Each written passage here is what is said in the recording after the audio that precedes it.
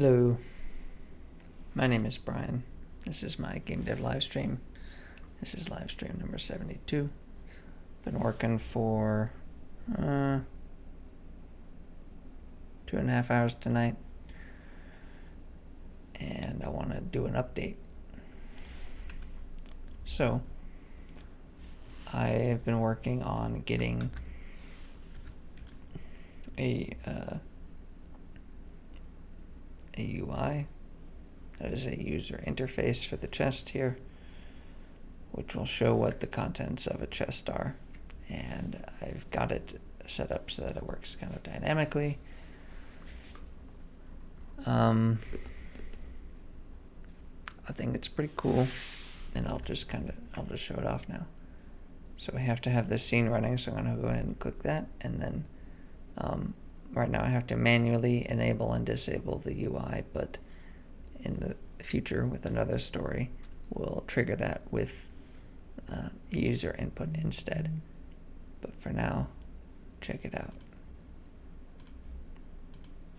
So when the UI opens, it's dynamically sized, and there's one extra space here. There's supposed to be a plus there for when you want to go to add stuff. Let me pause this scene. And that plus kind of looks like this business here, where we've got what's in the chest and then the button to add an item. And I guess in this picture I show it like going off to the right, and what I actually designed is gonna like float evenly over the top of the thing. So that's what's implemented here. And also this business scales pretty well, so if I want to make it like much bigger, it goes like that. And even the little icons in the inventory also scale, which is cool. So right now it's showing a picture of a silver coin, a denarius, and a gold coin, an aureus. And we have a container UI object. It's got this pointer bit here. That's the bit that's pointing towards the chest. We've got the left edge, which is over here, the right edge over here, and then all of the middle spaces where different things can show up. And those are inventory spaces, and they have their own UI script.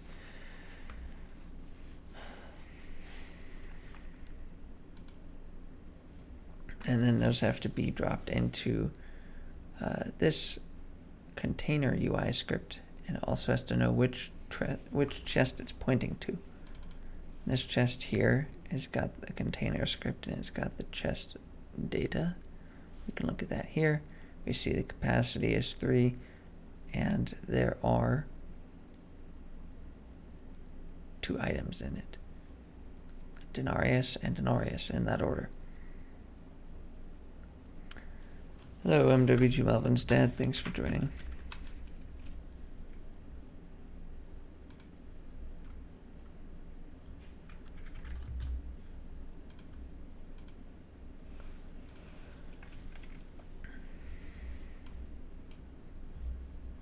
So this system doesn't yet have any sort of inputs on it.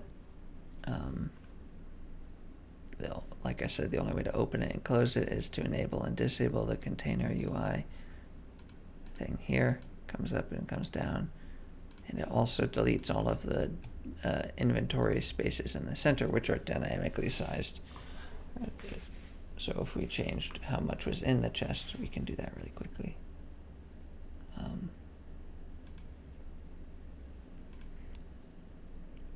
Let's go to the treasure chest, go open up the data. Let's remove the denarius. So there's just the aureus in there. Oh, bugged out a little bit. We gotta do that and then pull it back up. Oh no.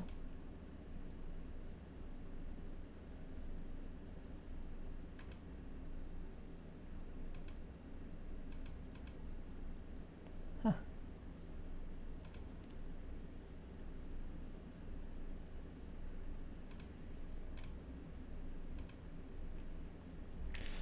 bugs out when you enable and disable it in the editor mode, but also because this is a regular chest and not a chrono box, when the day reset, it did the thing. Let me disable that. Go to the chest. Do that. Remove the denarius. Re-enable it, and now you can see it's just the gold coin, and then there's still a 1 space on the right. That'll be where there's a little plus. I haven't done that part yet. Also part of the inventory space is this thing called a highlight, and that'll kind of sit behind there when you're hovering over one of them. So that way it might be able to tell you some information about the name of that thing. Cool. So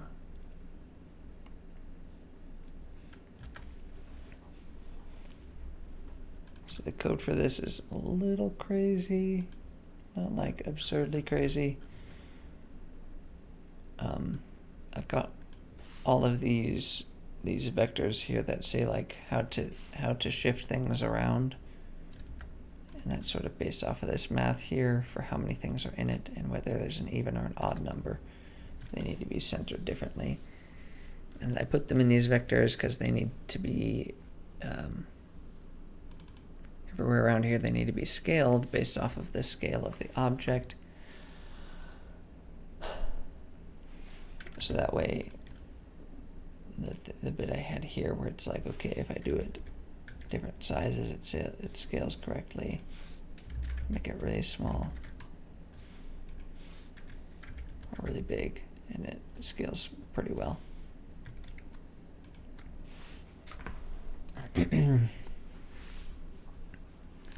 I would say that the bit it points to isn't perfect yet. You can see the pointer is quite high here, and when it's this low, it's like overlapping with the chest. That's a bit problematic, but that's way too small anyways. You can't even tell what's really going on there in the gameplay. So I think the scale I had it at before, which is 2, is pretty much the best. And the pointer is quite clear at this level, so I'm okay with that. So when it gets enabled, we check to see if the container to float above has been set yet. It may or may not be. I'm able to set it up like this in the editor, but when it's all working dynamically, it'll have to create a container UI and then assign the container to float above after that. And so we have in the update function, we check if this is defined, and then we check if the UI is fresh or is not fresh, and that's just based off if the count is what we expect it to be. If this is defined and the UI is not fresh, then we set up the UI, and by default it starts off as not the centers list starts off empty, so it starts off as not fresh. So then we do set up UI. It sets UI container slot, which is the count +1 for the add an item icon.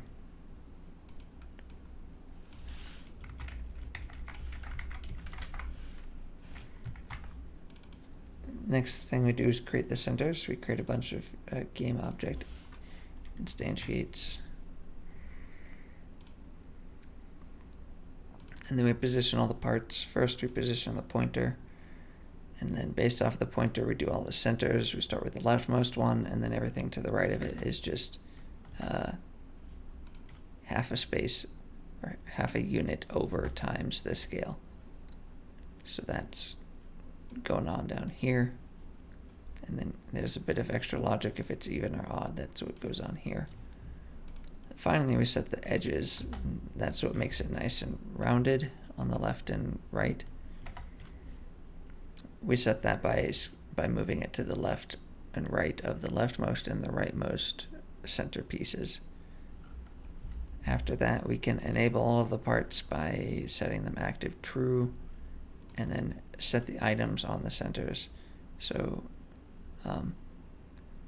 we go from 0 to count -1 because we don't want to do the add an item slot here, because it does not have a entry. It does not have an entry in the contents data of the container. So then we get the inventory space UI from the center object, and then we set the icon. On disable, we just delete the centers like this and clear the list. This one's pretty simple. I've got references to the highlight renderer and the icon renderer. These need to be in children objects because you can't have more than one renderer on a game object. And then I keep a reference to myself, my own sprite renderer, so that way I can scale it appropriately. And then we have this border factor, which is 90%. So that way, even with the highlight, it doesn't like perfectly overlap the highlight. That's what the border factor does. And I had to do this scaling bit here because actually the coin is 128 pixels, but the all of the UI stuff was only 64 by 64 pixels because it was a lot simpler. I didn't need to draw anything, so it was like twice as big as it needed to be, and so I had to scale it there. Once I calculate the scale, I just set it, the icon renderer scale equal to that, and then the icon renderer.sprite equal to the passed in icon. So that's pretty simple.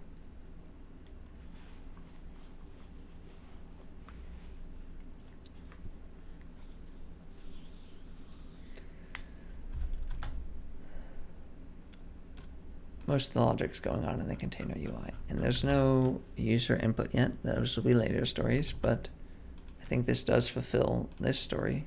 UI to show chest contents. I'm just gonna say this like took me 2.5 hours.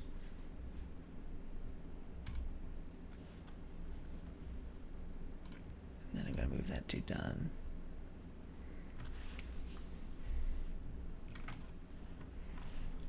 So next time I'm going to work on input to open and close the chest automatically.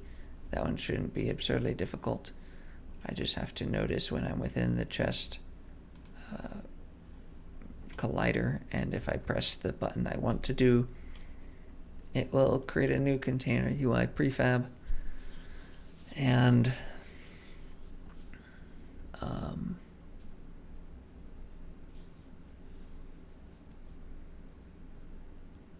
then set the container to hover over to itself, so that way it'll show up, and then probably press the same button to close it, or when you leave the collider it closes it. One or the other. And then we'll have a bit more work to make sure that the mouse input can let you add and take items, and we'll have to set up the player inventory as well, which we would not be able to see yet, but you can see that the things are no longer in the chest.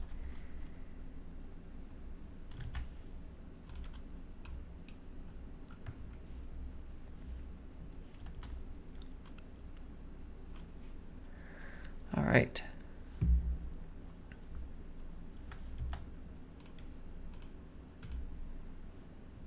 I'm gonna be continuing work tomorrow rather than on Sunday, so. But I've been enjoying just doing the update videos and not streaming for the whole time.